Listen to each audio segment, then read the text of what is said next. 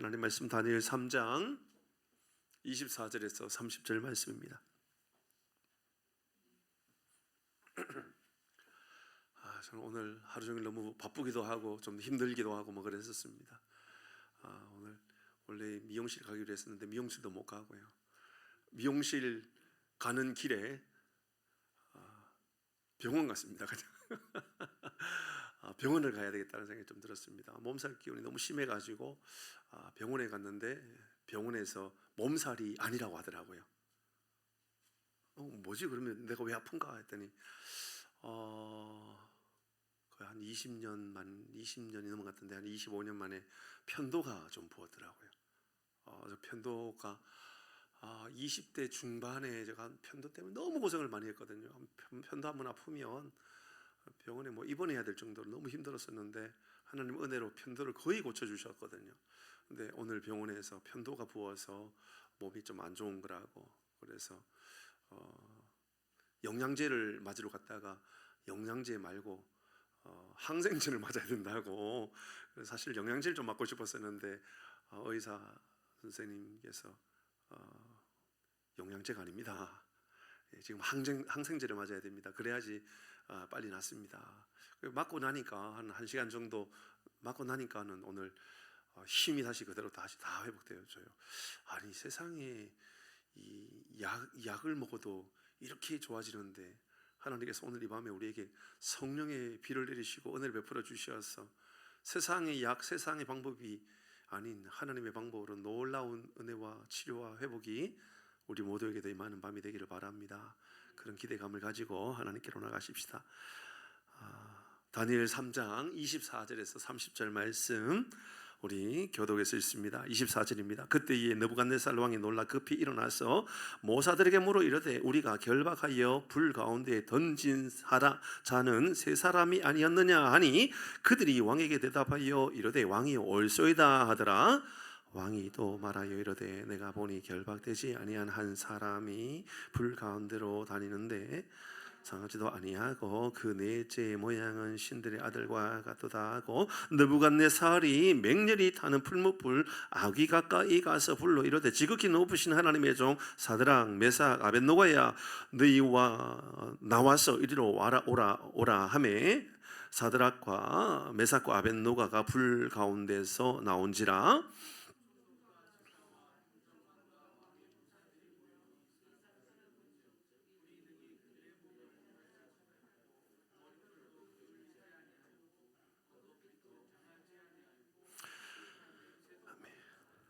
느부갓네살이 말하여 이르되 사드락과 메삭과 아벳노고의 하나님을 찬송할지로다. 그가 그의 천사를 보내사 자기를 의뢰하고 그들의 몸을 바쳐 왕의 명령을 거역하고 그 하나님 밖에는 다른 신을 섬기지 아니하며 그에게 절하지 아니한 종들을 구원하셨도다.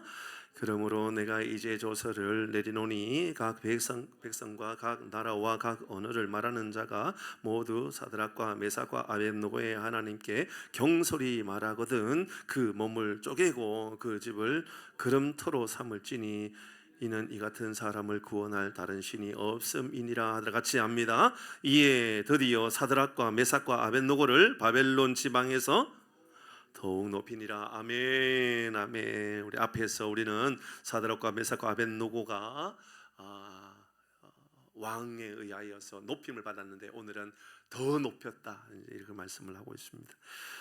저는 종종 성경을 묵상하고 성경을 연구하고 하다가 묘한 생각을 가질 때가 있어요. 오늘과 같은 말씀인데요, 하나님께서는 분명히 믿음의 사람들 고난당할 때 피할 길을 예비하신다. 말 맞잖아요, 그죠?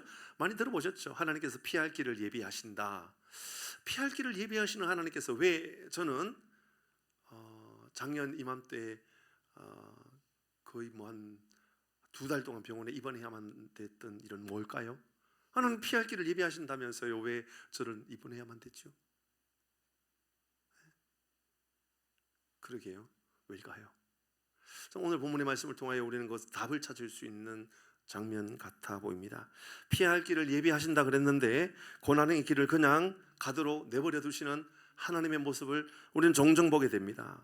그 말씀 볼까요? 고린도전서 말씀입니다. 10장 13절의 말씀에 보면 분명히 우리에게 이렇게 말씀합니다. 사람이 감당할 시험 밖에는 너희가 당할 것이 없나니 오직 하나님은 미쁘사 너희가 감당하지 못할 시험 당함을 허락하지 아니하시고, 분명히 여기까지 보면 감당하지 못할 시험 당함을 허락하지 않는다 그랬단 말입니다. 시험 당할 쯤에는 또한 피할 길을 내사 너희로 능히 감당하게 하시고, 이런 시험을 당할 것을 허락하지 않는다고, 감당하지 못할 시험은 허락하지 않는다고 그랬는데 뒤에는 너희로 능히 감당하게 하신다고.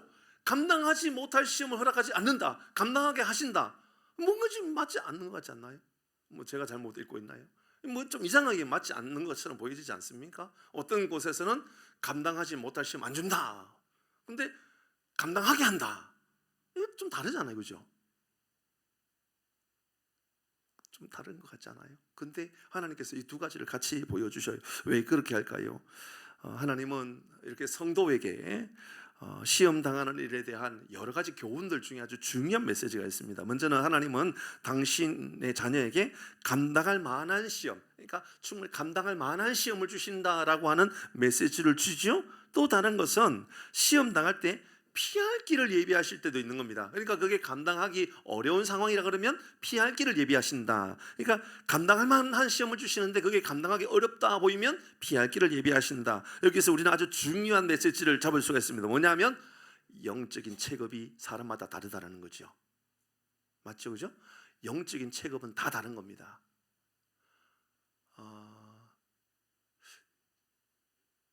유목사님하고 저하고도 체급이 좀 다를 것 같지 않아요? 체급 비슷한가요 혹시? 저하고 아마 나윤호 집사님하고도 체급이 좀 다를 거예요, 그렇죠?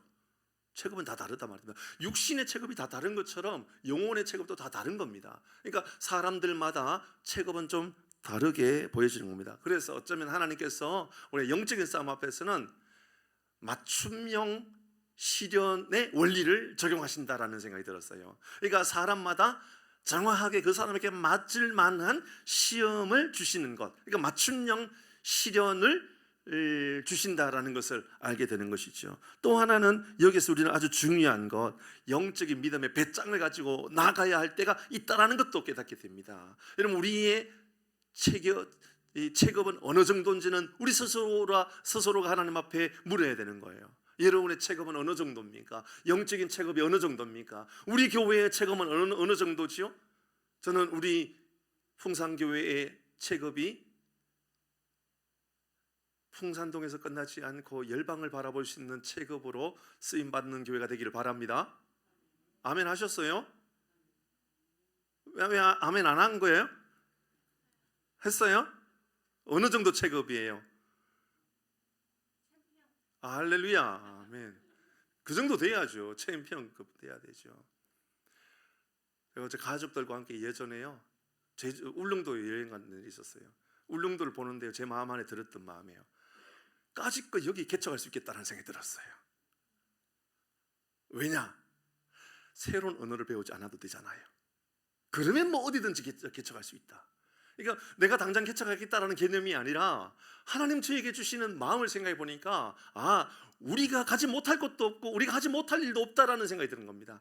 사랑하는 교회 여러분, 우리의 믿음의 그릇이 종지 그릇만 한 사람이 있단 말입니다. 닿는 게, 우리 교회도 종지만한 그릇을 가지고 있는 교회인지, 열방을 품을 수 있는 교회인지, 민족을 품을 수 있는 교회인지, 민족을 향하여서 우리가 바른 길을 제시할 수 있는 교회인지, 아니면 여전히 이 동네 안에서 갇혀서 우리 동네만 바라보고 있는 교회인지도 중요하죠. 저는 이 본문의 말씀을 통하여서 영적인 체급이 어딘가를 우리에게 묻는 말씀으로 보여졌던 겁니다. 사랑하는 교회 여러분, 여러분의 영적인 체급이 여러분 한 자매의 고백처럼 챔피언이 되기를 바랍니다. 그래야 돼요. 챔피언이 좀 되었으면 좋겠어요. 열방을 책임질 수 있는. 히브리서 11장의 말씀에 보면 세상이 감당하지 못하는 사람이 있고요, 세상을 감당하지 못하는 사람이 있단 말입니다. 하나님 우리를 세상을 감당할 수 있는 능력을 주셨어요. 그래서 세상의 교회를 함부로 할 수 없는, 세상이 하나님의 사람들을 함부로 할 수 없는 그런 믿음의 사람으로 세웠단 말입니다. 그런데 세상에 나가면 쩔쩔매면서 어떻게 서야 할지, 어떤 사람인지 분간하지 못하는 그런 사람들도 있다는 거죠. 그런데 또 하나는 영적인 체급에 대한 문제이고요. 바로 이 고린도서 10장의 13절 말씀에 고난에 대한 말씀을 주시면서 우리에게 주는 중요한 두 가지, 한 가지는 영적인 체급이 어느 수준이냐를 묻는 겁니다. 하나는 영적인 체급. 이곳에 있는 우리 모두는 영적인 체급이 다 다르지 않을까요? 저도요, 정말 위대하게 하나님께 쓰임받고 싶어요. 그 위대하게 쓰임받고 싶다라는 게요, 뭐 엄청나게 막 우리 교회가 뭐 10,000명, 100,000명 뭐 이런 교회, 아니에요. 절대로 그렇지 않아요. 저는 그런 교회를 꿈꾸지 않아요. 저는 적어도 이 도시에 대하여 우리 교회, 우리 풍산교회가 위대한 복음의 사역을 위하여 중간에서 복음의 진원지 역할을 감당하는 교회로 세워가고 싶은 욕심은 있다, 그 말입니다. 우리 모두가 그런 꿈이 있기를 바랍니다. 하나님, 그러면 풍산교회가 있지, 좀 그랬으면 좋겠단 말입니다. 그런 영적인 배짱 우리가 키워야 되죠. 근데 두 번째입니다. 첫 번째는 영적인 체급이 어느 정도 수준이냐. 챔피언, 저도 챔피언 마음에 새겨야 되겠어요. 챔피언이 돼야 되겠다. 자매도 그래야 됩니다. 우리 그래야 됩니다. 나 챔피언이 돼야 되겠다. 영적인 챔피언이 돼야 되겠다. 두 번째입니다. 두 번째는요, 하나님은 반드시 출구를 만들어 놓으시는 분입니다. 영적인 어려움과 환난과 고난 앞에 출구를 만들어 놓으셨다라는 것은 또 다른 의미로 생각해 본다 그러면, 하나님께서 우리에게 피할 길을 예비하셨으니 걱정할 필요 있다 없다, 그 말입니다. 여러분, 그런 사람들 있지 않습니까? 어떤 문제 앞에 여러분 피할 구석이 있으면 괜찮잖아요. 기댈 구석이 있으면 괜찮잖아요. 좀 뭐 그런 종종 영화들 생각할 때가 있어요. 예전에 뭐 어떤 드라마 중에도 그런 게, 영화 중에도 그런 영화가 있었어요. 그 가짜 손주가 있는데 그 할머니가 돈이 있다라는 것, 통장에 있다라는 것을 알고 가짜로 속여가지고 옛날에 잊어버렸던 손주인 것처럼 해가지고 집에 들어갔는데, 그 할머니가 바닷가에서 해줬던 이야기가 아직도 기억이 나요. 개춘 할망인가 뭐 그런 내용 영화였는데, 거기에 나와요.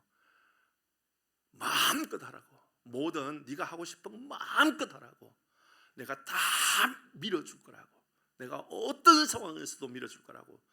여러분, 20, 30대 젊은 아가씨가 힘이 좋을까요? 할머니가 힘이 좋을까요?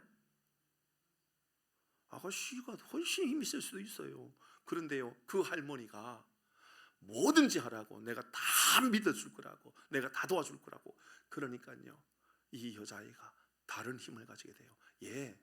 그래, 세상도요, 아무것도 아니고 아무런 능력이 없어 보여도요, 믿을 만한 사람이 나를 믿어주고 지원해 준다 그러면요, 알 수 없는 힘을 만들어 가게 된단 말입니다. 저는 이곳에 있는 우리 모든 교우들, 우리 모두가, 저도 여러분에게 그렇게 하겠습니다. 여러분도 저에게 그렇게 해주시기를 바랍니다. 믿을 만한 구석, 우리 모두가 서로 그런 협력의 관계가 될 수 있기를 바랍니다. 그러나 더 중요한 것, 하나님께서 그렇게 해주신다라는 겁니다. 오늘 본문의 말씀에 피할 길을 예비하신다라는 것은 탈출구를 만들어 놓으시니 걱정하지 말라고 말입니다. 힘들 때 탈출구가 있다, 그 말이죠. 저도 그렇죠. 저도 수술하고 나서 제가 말씀드렸던 것처럼 저는 의심이 많은 사람이에요. 굉장히 의심이 많은 사람이에요. 그래서 뭘 결정할 때 잘 결정을 못하고요, 상대방이 좀 민망해할 정도로 막 물어보기도 하고 막 그래요. 아마 의사들은 힘들 것 같아요, 저 같은 사람.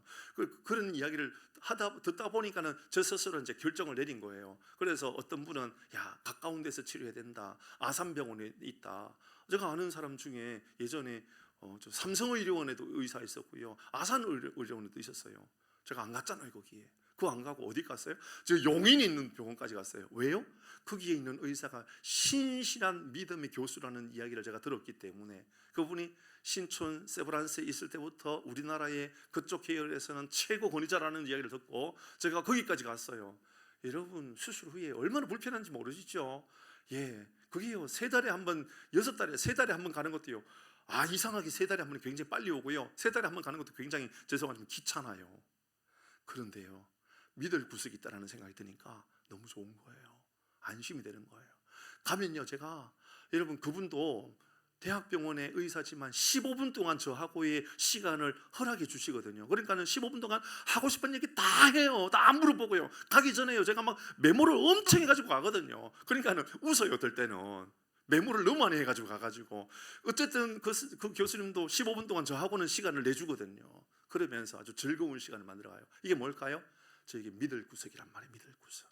저에게 피할 길이 있다는 거예요. 보시지요. 하다못해 몸에 연약함이 생겼을 때 병원도요, 나의 피할 구석이 되면요, 마음에 굉장히 담대함이 생기고요, 굉장히 마음에요 편안함이 생긴단 말입니다. 그런데 하나님께서 우리에게 말씀하셔요. 걱정하지 마라. 내가 너에게 피할 길을 만들어 놓았다. 내가 너를 피할 수 있는 탈출구를 만들어 놓았으니 걱정하지 마라. 사랑하는 교회 여러분, 우리 하나님이 우리의 인생의 가장 아름다운, 가장 안전한 피할 길인 줄 믿으시기를 바랍니다.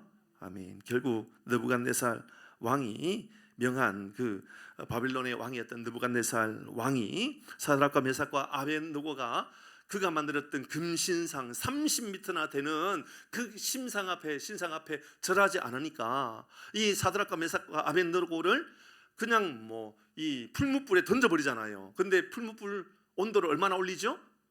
7배나 7배나 뜨겁게 해가지고 올렸어요. 7배나 뜨겁게 하겠다라고 하는 것은 최대치로 올려가지고 그의 흔적조차도 남기지 않고 다 태워버리겠다라는 거 아니에요? 완전히 없애버리겠다라고. 사드락 메삭 아벳느고가 너 신상 앞에 절하지 않아? 내가 너 흔적조차도 다 사라지게 해버릴 거야. 그렇게 던져버렸습니다. 그래서 던졌는데 이상하게 이 느부갓네살 왕의 눈에 풀무 안에 3명을 던졌는데 몇 명으로 보여요? 4명으로 보여요. 그래서 이 오늘 본문의 말씀을 보니까는 느부갓네살이 너무 당황스러워가지고 분명히 3명 던졌는데 왜 4명이냐? 저 하나는 누구냐? 잘 살펴보니 저것은 신들의 아들 가운데 하나, 신들의 아들로 보인다. 이렇게 보여진 거예요. 신들의 아들로 보였다. 그래서 다 태워졌다라고, 다 죽였다라고 생각했는데 결국은 다 살아서 다 나왔죠. 사드락과 메삭과 아벳느고 다 나왔어요. 다 나와가지고 이 느부갓네살 왕이 하는 이야기가 너의 하나님 진짜 하나님이다. 너의 하나님 진짜 하나님이다. 영광 받으실 이는 하나님 바로 너의 하나님이다. 유다의 하나님, 유대의 하나님 바로 그 하나님이 진짜 하나님이다. 복음이 이방의 왕을 통하여 선포되어지게끔 하는 거죠. 여기서 중요한 이야기 또 하나 발견되고 있죠. 왜 이 느부갓네살 왕은 신들의 아들이라는 말을 썼을까요? 중요한 이야기 아닐까요? 신들의 아들이라는 단어. 오늘 본문의 말씀 보면 25절 말씀이네요. 같이 읽어봅니다. 25절 시작.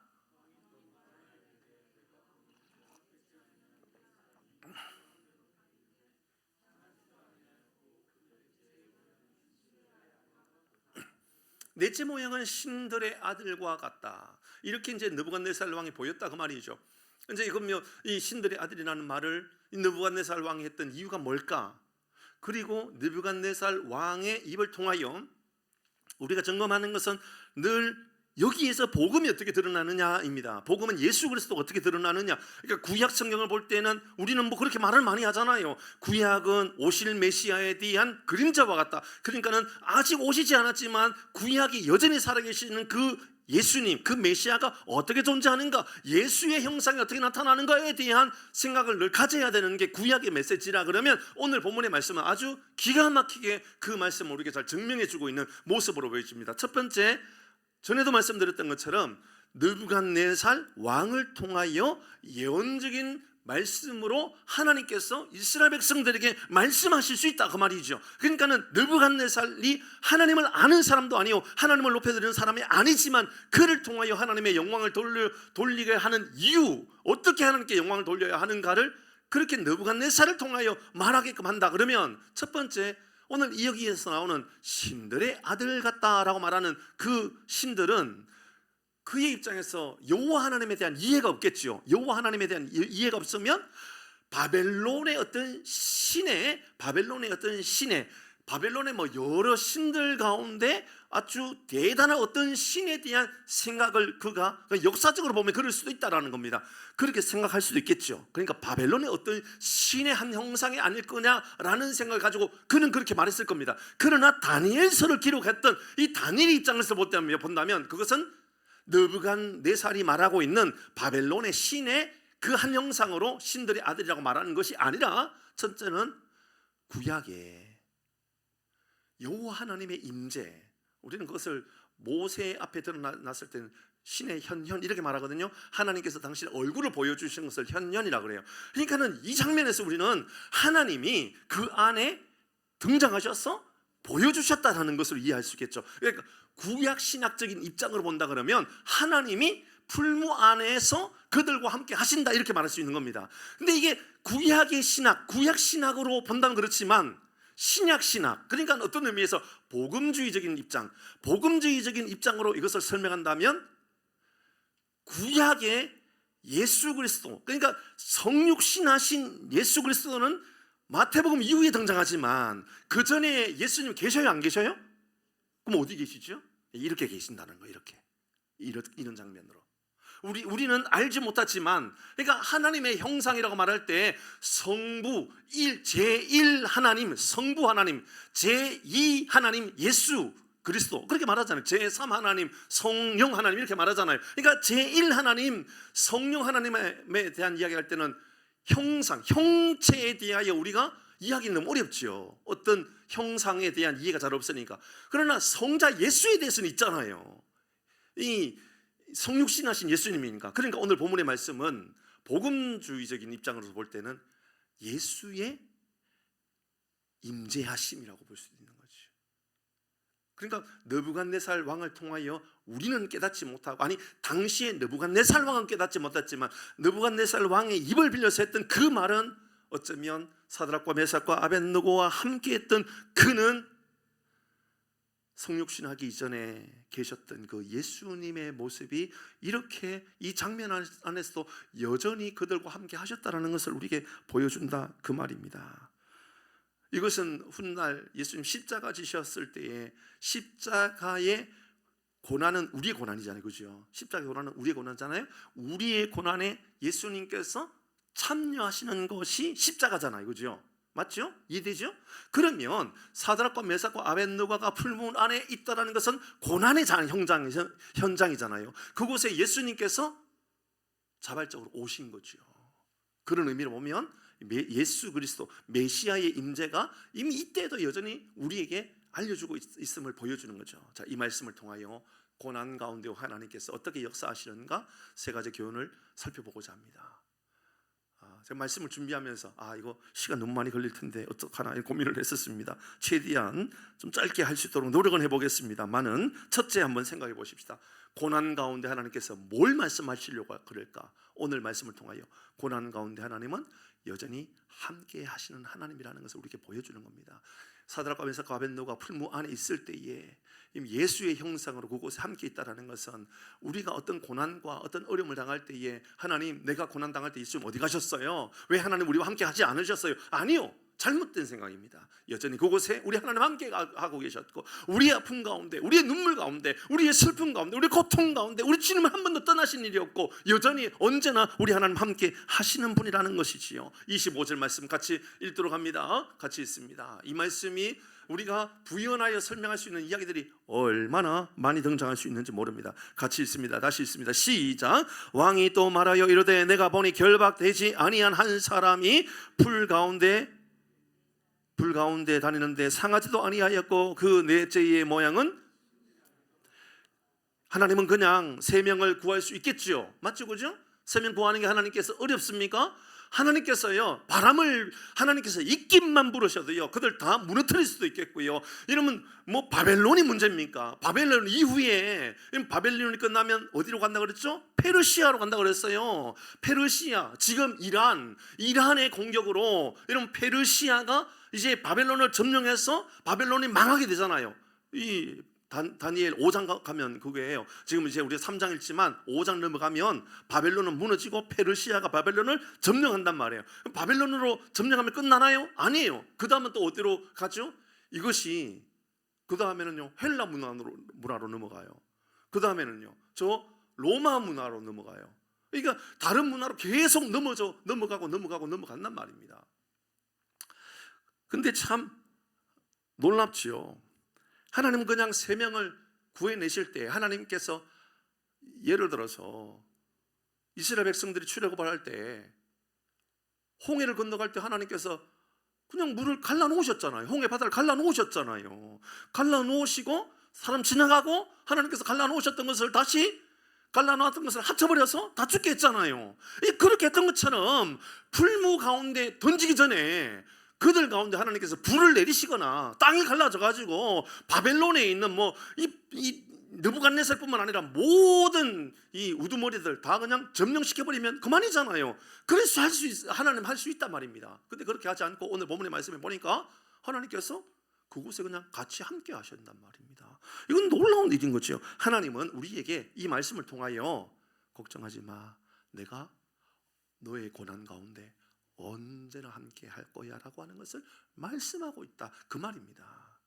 하나님께서 우리를 치료하지 못하시는 분이 아니고요, 고치지 못하실 분이 아니고요, 하나님 우리에게 능력을 베풀어 주셔서 위대한 역사를 나타내시지 못할 분이 아니라 하나님 우리에게 이 말씀은 걱정하지 마, 이 말씀하시는 거예요. 내가 너와 함께 하는데, 내가 너와 같이 하는데 너 왜 걱정하냐, 이 말씀을 우리에게 하고 싶었던 것이지요.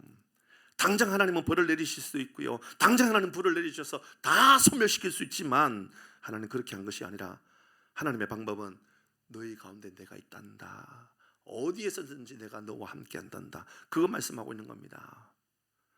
이사야 43장 2절 말씀 볼까요? 이따가 이 찬양할 거예요.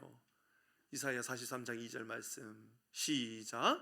내가 물 가운데로 지날 때에 내가 너와 함께 할 것이라. 강을 건널 때에 물이 너를 침몰하지 못할 것이며 내가 불 가운데 지날 때에 타지도 아니할 것이요 불꽃이 너를. 할렐루야. 저는 오늘 이 밤에 우리 주님께서 친히 우리에게 이렇게 말씀하시는 것 같아요. 내 물 가운데 지나냐? 너 불 가운데 지나냐? 걱정하지 마라, 내가 함께 하겠다. 이런 믿음의 고백, 약속을 우리 마음에 언제나 새기고 살아가기를 바랍니다. 아멘. 시편 23편 다윗도요 왕으로 있었지만 고난이 없었던 게 아니란 말입니다. 어려움이 없었던 게 아니란 말입니다. 힘든 일이 없었던 게 아니란 말입니다. 얼마나 많은 사람들에게 배신을 당하고 사울에게 어려움당하고요. 여러분 영적으로 본다 그러면 그래요. 사울은 다윗에게 장인어른이잖아요. 장인어른이 왜 사위를 힘들게 해요? 사위와 아들 같이 협력해가지고요 위대한 제국을 만들 수도 있잖아요. 근데 끊임없이 사울은 다윗을 무너뜨리게 해요. 굉장히 고난에 빠지게 해요. 그때 다윗이 깨달았던 것이 이거였습니다. 내가 사망의 엄청난 골짜기로 다닐지라도 해를 두려워하지 않을 것은 주께서, 그 다음에 같이요 시작, 요 말입니다. 주께서 나와 함께 하심이라. 하나님은 다윗에게 고난을 허락하셨던 이유는 고난 가운데 내가 너와 함께 한다는 거, 내가 너의 옆에 있다는 것을 너 알아야 돼, 깨달아야 돼. 이거 하나님께서 우리에게 알려주시는 겁니다. 사랑하는 교회 여러분, 저는 여기 안에서 영적인 맷집을 하나님께서 얼마나 우리에게 강력하게 키워지기를 원하는지를 보여주고 있는 것처럼 보여졌어요. 하나님께서 그냥 사망의 엄침한 골짜기에 있을 때 그냥 하나님께서 바람을 불게 해서 완전히 무너뜨려 버릴 수 있지만 그러면 그걸로 끝날 거 아니에요. 근데 그냥 엄침한 골짜기를 그냥 두는 거예요. 그리고 그곳을 다니게 하는데 하나님께서 걱정하지 마, 내가 너의 지팡이야, 내가 너의 막대기야 라면서 함께 하실 때 그는 더 위대한 왕으로, 더 위대한 사람으로, 더 담대한 사람으로 세워지는 것처럼 사랑하는 교회 여러분, 여러분에게 있는, 우리에게 있는 고난은 도리어 우리를 위대한 하나님의 사람으로 멋지게 세워지게 되는 줄 믿으시길 바랍니다. 주께서 너와 함께 하심이라, 나와 함께 하심이라. 그래서 예수님께서 마지막 이제 부활하시고 나서 이제 마지막 명령을 내리실 때 마태복음 28장 20절 말씀 이렇게 말씀하시지요. 시작. 내가 너에게 분부한 모든 것을 가르쳐 지키게 하라. 볼지어라 세상 끝날까지 너희와 항상 함께 있으리라 하시니라. 누구에게요? 복음을 들고 나아가는 이들에게. 영적인 맷집을 키워서 복음을 땅끝까지 내가 증거해야 되는 삶을 살아가야 되겠다라고 하는 그들을 향하여 우리 주님께서 주시는 메시지입니다. 내가 항상 함께 할 테니 걱정하지 마라. 이런 담대함이 우리의 마음 가운데 오늘 이 밤에 회복되어지는 밤이 되기를 바랍니다. 아멘. 두 번째입니다. 하나님께서 이 고난을 통하여 주는 교훈이 뭘까요? 이 고난을 통하여 하나님께서 첫 번째는 함께 하시는 하나님, 두 번째는요 완벽하게 하나님께서 보호하시는 하나님, 완벽한 보호하시는 하나님을 알려줍니다. 27절 말씀 같이 읽어봅니다. 자, 잘 읽고요, 여러분께 보여지는 한 단어 또 여러분에게 한번 여쭤볼 겁니다. 한번 이야기해 보시기를 바랍니다. 여러분에게는 어떤 단어가 들어오는지 한번 보십시오. 그냥 스스로 느껴보면 되는 겁니다. 그리고 볼펜 가지고 오셨죠? 성경 오늘 검사 안 했잖아요. 집사님, 대단하십니다. 성경을 가지고 다니십시오. 저희 아내가 성경 안 들고 다니는 것 같아가지고. 읽어보겠습니다. 잘 읽습니다. 그리고 줄을 한번 그어 볼 겁니다. 있습니다. 27절 시작. 다시요. 시작. 총독과 지사와 행정관과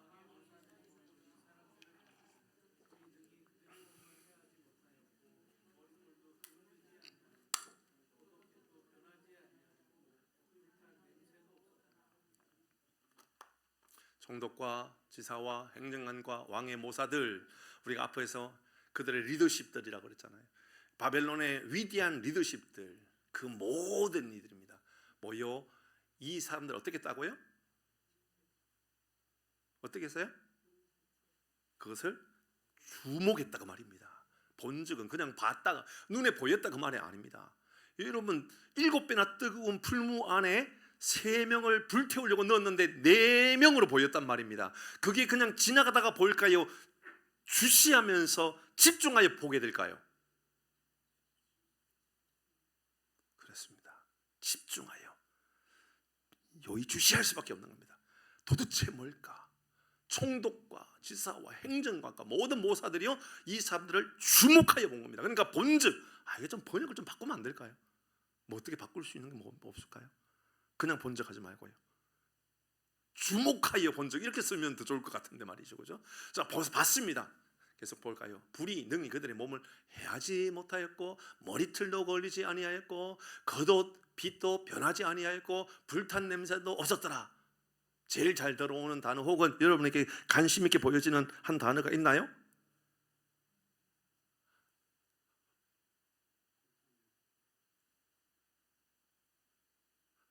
어디서 배우신 건 아닐 것 같은데, 어디서 배우셨어요?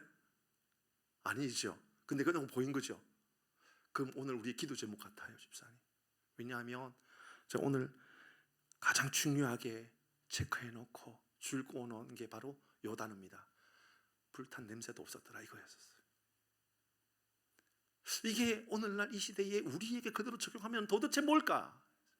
여러분, 우리는 이 땅의 삶을 살아가면서 세상에 불타야만 될 때가 있다고요. 상처받아야 될 때가 있단 말입니다. 예수 믿는 이름으로 말미암아 어려움을 당할 때가 있단 말입니다. 때로는 어떤 이들은 트라우마를 당할 때도 있어요. 권고함을 당할 때도 있어요. 어떤 이들은 어려움을 당하여서 낙심하여 좌절하여 넘어지려고 할 그런 순간에 빠져 있을 때도 있었던 겁니다. 어떤 이들은 분노의 열매가 나타나고, 어떤 이들은 쓴뿌리가 나타나고, 어떤 이들은 상처가 나타나고, 어떤 이들은 아픔으로 말미암아 이제 눈물을 흘리고 살아갈 것 같은 그런 삶을 살아가는 이들이 있는데 말입니다. 그런데 하나님께서 하나님을 알지 못하는 그 사람들을 주목하게 하시고요, 그들을 어떻게 하시느냐면 불탄 냄새도 없게 해주시는 것, 그들의 트라우마를 완전히 사라지게 해주시는 하나님인 줄 믿으시길 바랍니다.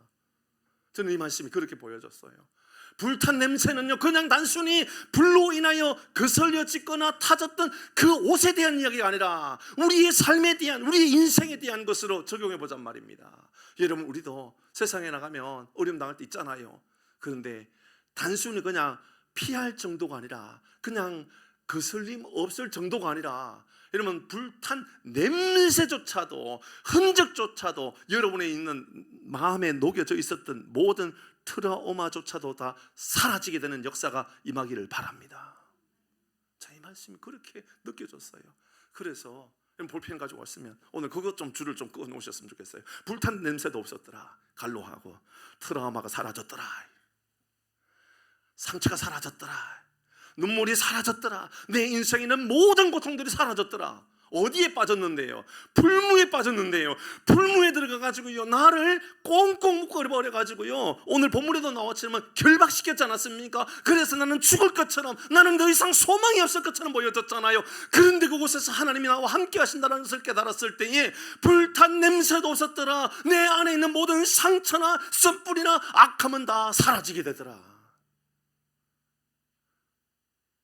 우리 이 정도 좀 한번 살았으면 좋겠습니다. 이런 능력을 좀 가지고 살았으면 좋겠다고요. 저도 그런 목회하고 싶습니다. 저도 그런 목사로 세워졌으면 좋겠다는 생각이 들었습니다. 그래, 목회하면서 말이야 불탄 냄새가 몸에 배겨 있으면 안 되지 않냐. 어떤 고난 속에서도 너의 삶에 있는 불탄 냄새, 겉옷빛, 이게 그스름 아닙니까? 그스름. 불탄 빛도, 겉옷의 빛도 변하지 아니하고 그 탄 흔적 있잖아요. 다리 밑으로 잘못 얹어놔가지고 누렇게 변해지는 거 있잖아요. 그런 거. 그러니까 풀무가 일곱 배면 도대체 몇 돌까요? 근데 그곳에서 사드락과 메삭과 아벤노가 어떤 역사가 나타났습니까? 특별히 그것을 증명해 보일 수 있는 증인을 세우셨다는 게 기가 막힙니다. 당시 가장 똑똑했던 총독과 지사와 행정관과 모사, 그러니까는 느부갓네살 왕에 있어서 가장 똑똑한 사람들이 보는 가운데 불탄 냄새도 없는 사람, 사랑하는 성도 여러분, 이곳에 있는 우리 모든 교우들 여러분 한 분 한 분의 삶에 인생의 아픔의 그림자가 완전히 사라지는 은혜가 있기를 바랍니다. 그랬으면 좋겠어요. 저는 오늘 본문의 말씀이 제 마음에 막 너무 뜨겁게 해주었어요. 뭐냐 하면, 야, 김 목사 너 목회할 때 적어도 성도들의 불탄 냄새를 치료하는 그런 교회를 좀 세워가야 되지 않겠냐. 우리도 아픔이 있잖아요. 우리 눈물이 있잖아요. 근데 하나님께서 오늘 이 밤에 다른 사람들을 통하여 증명해 보이게끔 해주시는 거예요. 총독을 통하여, 행정관, 지사나 왕의 모사들, 가장 똑똑한 그들을 통하여서 증명하게 보이는 거예요.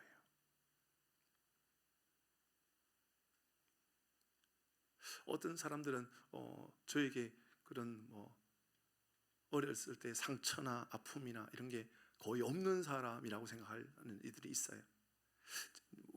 우리는 워낙 오래 이제 지내왔으니까 집사님 보실 때 제가 상처가 많은 사람으로 보여요? 아니라고 해주셔야 돼요. 그래도 분위기상 일단 아니라고 해주시면 돼요. 우리 아버지는 일주일에 4, 5일을 술에 만취해가지고 우리 집을 다 부셔버리는 사람이었어요. 우리 아버지가. 우리 할아버지는 도박으로 모든 거 다 날려버리는 사람이었어요. 우리 어머님 저에게 어느 날 저 보일러실에 저를 오라 그러더니 소주하고, 그때 우리 교회 어머니 열심히 교회 다니는 사람이었거든요. 소주하고 약봉지를 가지고 야야 나 이거 먹고 죽어야 되겠다. 어렸을 때 그렇게 살아왔어요. 그것을 보고 있었던 저는 정확하게 바르게 클 수가 없었던 거죠. 그래서 초등학교 6학년, 중학교 1학년 도둑질 하다가 잡혀서 경찰서에 가서 두들겨 맞고, 그래서 소년으로 끌려갈 수도 있는 그런 상황에 하나님 저에게 다가오셨어요. 그리고 내가 너를 사랑한다 해주셨어요. 그리고 하나님께서 저에게 목회할 수 있는 은혜의 길로 인도해 주셨어요. 저는 그때 깨달았어요. 내 인생에도 겉옷의 빛이 변하고 불탄 냄새도 있었던 제 인생에 하나님께서 역전시켜 주신 하나님의 은혜를 보여주시더라. 사랑하는 교회 여러분, 오늘 이 밤에 우리 가운데 하나님께서 함께 하신다는 것은 단순히 내가 너와 함께 한단다, 내가 너와 함께 한단다 그런 말씀이 아니라, 내가 너와 함께 함으로 말미암아 너의 인생에 녹아져 있었던 모든 아픔, 트라우마, 상처, 모든 고통을 내가 완전히 없어지게끔, 불탄 냄새까지도 사라지게끔 하는 놀라운 능력을 내가 보여주겠다. 이 믿음의 약속이 우리 모두를 향한 약속이 되기를 바랍니다. 아멘. 아멘. 욥기 23장 10절 이 말씀이 확 다가오지 않나요? 시작. 그러나 내가 가는 길을 그가 아시나니 그가 나를 단련하신 후에는 내가 뭐같이 된다고요? 순금과 같이 되는 거예요. 그때 비로소 우리는 이 말을 할 수 있는 거예요. 전에는 내가 흙수저였다고, 전에는 내가 상처투성이었다고, 전에는 내가 눈물의 인생이었다고. 그러나 지금은 하나님께서 나를 단련시켜 주셨어. 나를 이제 새로운 인생으로 변화시켜 주셨다. 이렇게 말할 수 있도록 바꿔주셨단 말입니다. 다윗은 시편 34편 19절에서 이렇게 말씀합니다. 시작. 의인은 고난이 많으나 여호와께서 그의 모든 고난에서 어떻게 하신다? 건지십니다. 건지시는 것으로 끝납니까? 20절 시작. 그의 모든 뼈를 보호하시고요, 그 중에서 하나도 꺾이지 아니하시고요. 하나님께서 이렇게 우리를 완벽하게 보호하시고 지켜주시는 하나님이신 줄 믿으시길 바랍니다. 시편 121편 7절 말씀 시작. 여호와께서 너를 지켜 모든 환난을 면하게 하시며 또 내 영혼을, 이 하나님을 늘 경험하고 늘 하나님의 능력 안에 거하기를 바랍니다. 아멘. 이렇게 살아가면 이제 어떤 영향력, 우리가 흔히 말하는 선한 영향력이라고 하는 이 영향력이 어떻게 나타나는지 이제 보도록 하십시오. 조금 전에 느부갓네살 왕의 위대한 그 학자들, 지혜자들, 능력자들이 직접 보고, 야, 이건 도대체 뭐야? 이거 그렇게 증명해 보일 수 있도록 증인들을 세우셨다 그랬잖아요. 근데 증인으로 세운 것이 끝이 아니에요. 첫 번째는 증인으로 세웠는데 두 번째는요, 그들의 입을 열어서 하나님을 찬양하게끔 해요. 하물며 하나님을 알지 못하는 이들이 찬양하는데 우리는 어떻게 해야만 합니까? 28절입니다. 28절.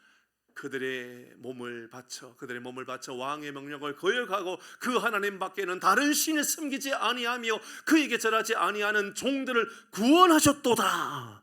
느부갓네살 왕이 이렇게 이야기하고 있는 겁니다. 다니엘 3장 28절 29절. 그러므로 맞습니다. 29절 시작.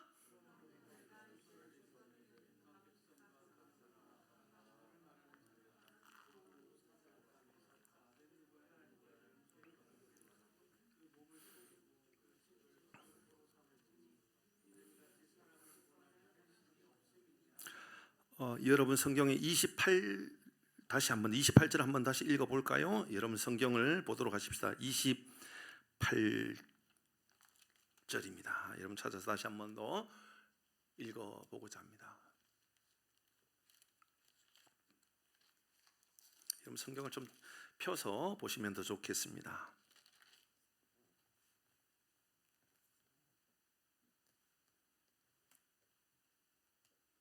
뭐가 좀 빠진 것 같아요. 그래서 28절에 같이 여러분 성경을 보면서 읽도록 하겠습니다. 28절 시작.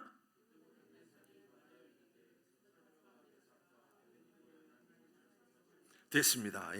느부갓네살이 이렇게 말합니다. 어떻게 말하죠? 사드락과 메삭과 아벳느고 앞에서는 이 느부갓네살 왕의 신하들, 지혜자들을 통하여 인정하게끔 하고 증명하게끔 하고 증인으로 세우셨잖아요. 그죠? 증인으로 세우셨어요. 근데 오늘 이 본문 28절의 말씀에는 증인으로 끝나지 않고 느부갓네살 왕 자신이 이렇게 말하는 겁니다. 어떻게 말하죠? 느부갓네살 왕이 이렇게 말하죠. 사드락과 메삭과 아벳느고의 하나님을 뭐 할지어다? 하나님을 알지 못하는 이가 하나님을 인정하게 되는 거예요. 하나님의 이름을 높이 얻으리게 되는 겁니다. 그가 그의 천사를 보내사 자기를 의뢰하고 그들의 몸을 바쳐 왕의 명령을 거역하고 그가 하나님 밖에는 다른 신을 섬기지 아니하며 그에게 전하지 아니하는 종들을 구원하셨도다. 인정하는 거예요. 하나님을 인정하는 거예요. 완벽하게 하나님을 믿고 하나님만 따르겠다고 하는 사람을 죽이려고 했는데 이제는 그들을 완전히 하나님께서 새롭게 하심으로 말미암아 느부갓네살을 통하여서 하나님을 찬양하게끔 하는 거지요. 그리고 29절의 말씀에 보니까 이는 이같이 하나님을 사람을 구원할 다른 신이 없음이라라고 완전히 이제 믿음으로 고백하게 되는 역사가 느부갓네살 왕을 통하여 나타나게 되었습니다. 드디어 이방의 왕이 하나님을 인정하게 되었단 말입니다. 그래서 저는 이 말씀을 보면서 그런 생각이 들었다고요. 지금 이 사건은 지금 시대로 보면 그 갈대아 지역, 그러니까 이라크 지역이에요. 이라크 갈대아 우르 지역, 이라크 갈대아 지역에서 지금 이루어지고 있는 거예요. 이 사건이. 그리고 그 이후에 이들이 망하는 건 바로 이웃 나라 이란, 지금 이란이라고 하는 나라의 그 고레스 왕으로 인하여서 이제 점령을 당하게 되는 사건이죠. 그런데 지금 이 느부갓네살 왕이 당시의 바벨론의 왕인데 다니엘과 세 친구를 통하여 하나님을 인정하게끔 되고 하나님을 보게 되었다는 것은 구원의 역사의 은혜가 그들에게 임한 겁니까? 임하지 않은 겁니까? 그들에게 기회가 주어진 거예요? 기회가 주어지지 않은 거예요? 잘 생각해 보면 기가 막힌 건 이런 겁니다. 분명히 이스라엘 백성들이 죄를 짓고 그들이 교만하여서 분열되어진 거예요. 그래서 그들 하나님을 섬기지 아니할 때 하나님은 바벨론 제국이라고 하는 나라를 통하여서 이 예루살렘에 사는 지혜자들, 똑똑한 사람들을 포로로 끌고 가게끔 했다는 거예요. 포로로 끌고 가가지고 죽인 것이 아니라 그곳에서 하나님을 증거하도록 만들어버렸단 말입니다. 복음을 전파할 수 있는 기회를 만들어 주었다는 거죠. 사랑하는 교회 여러분, 시대가 어둡고 힘들 때 시대가 어둡고 힘들다라고 말하지 마시고 내가 복음을 증거할 때가 되었다라고 말하는 우리 모두가 되기를 바랍니다. 어느 세월이나 마찬가지인 겁니다. 학교가 무너졌다고요? 예, 학교에 선교사가 필요할 때입니다.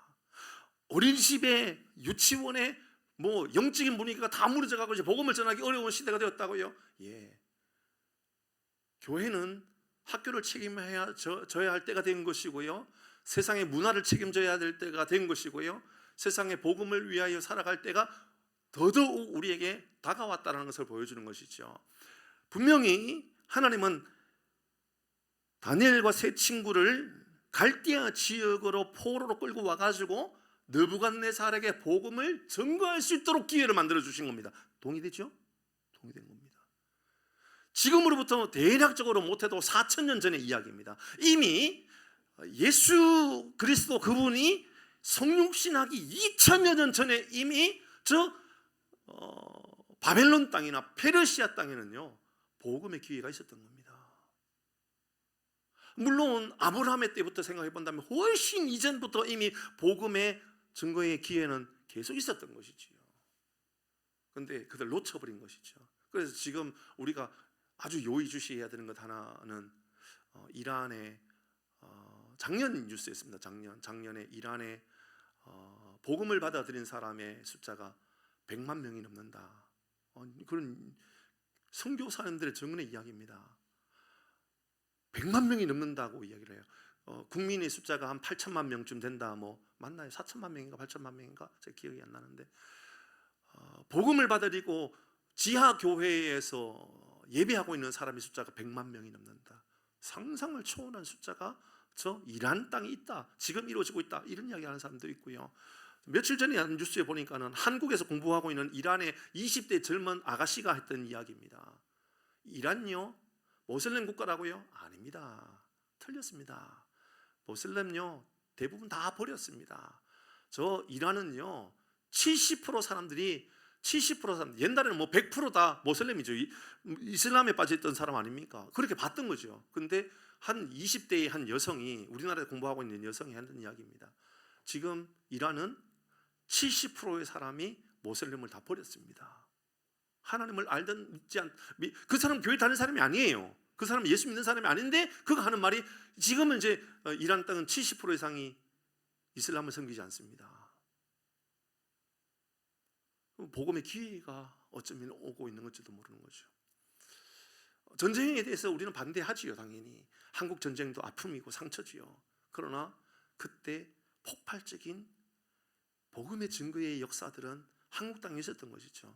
여러분, 우리 가운데 누가 일본이 한국을 강제로 점령할 때 그것을 좋은 것으로 본 사람이 누가 있습니까? 아무도 없죠. 저도 마찬가지죠. 그러나 그때 한국은 가장 위대한 복음의 역사가 있었던 것도 사실이죠. 가장 위대한 선교사들이 일어나게 되었고 가장 위대한 순교자들이 일어나는 것도 그때였죠. 그러면 우리는 오늘 본문의 말씀을 통하여 이렇게 볼 수가 있는 거죠. 어렵고 힘들 그때 교회는 일어나야 된다 그 말입니다. 예수 믿는 사람은 일어나야 되는 거예요. 예수 믿는 사람은요 정신 바짝 차려야 되는 겁니다. 그게 어쩌면 오늘 우리에게 주는 증거입니다. 그래서 오늘 본문의 말씀 이 세 번째 교훈은 믿음의 승리, 그것은 곧 복음의 전파로 나타나게 됩니다. 누가 전파해요? 사드락과 메삭과 아벳노고입니까? 아니요. 그들 증거하지만 아무도 안 듣지요. 왕도 안 듣죠. 그런데 왕이 그 현장을 보고 스스로 인정하게 되는 거예요. 너희 하나님 진짜 하나님이다. 그들의 신하들을 보면서 하나님이 진짜 하나님이구나 이렇게 말하게 되었던 것이지요. 베드로전서 2장 12절 같이 읽습니다. 시작. 너희가 이방인 중에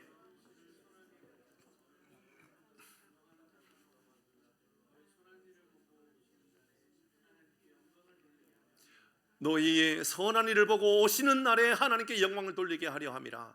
사랑하는 교회 여러분, 우리를 통하여 하나님의 선하신 일들을 드러나게 되는 놀라운 역사가 나타나길 바랍니다. 마태복음 5장 16절 시작. 이같이 너희 빛이 사람 앞에 비치게 하여 그들로 너희 착한 행실을 보고 하늘에 계신 너희 아버지께 우리의 행실을 통하여 우리의 삶을 통하여 복음을 증거하도록 하라. 빌립보서 1장 12절 시작.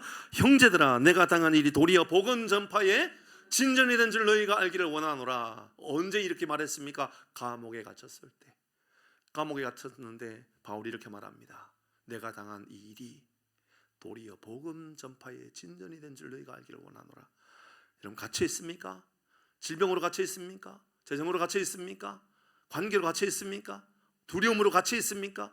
트라우마로 갇혀 있습니까? 이것이 여러분에게 복음 전파의 증거가 되고 복음 전파의 놀라운 위대한 역사가 나타나기를 주의 이름으로 축복합니다. 아멘.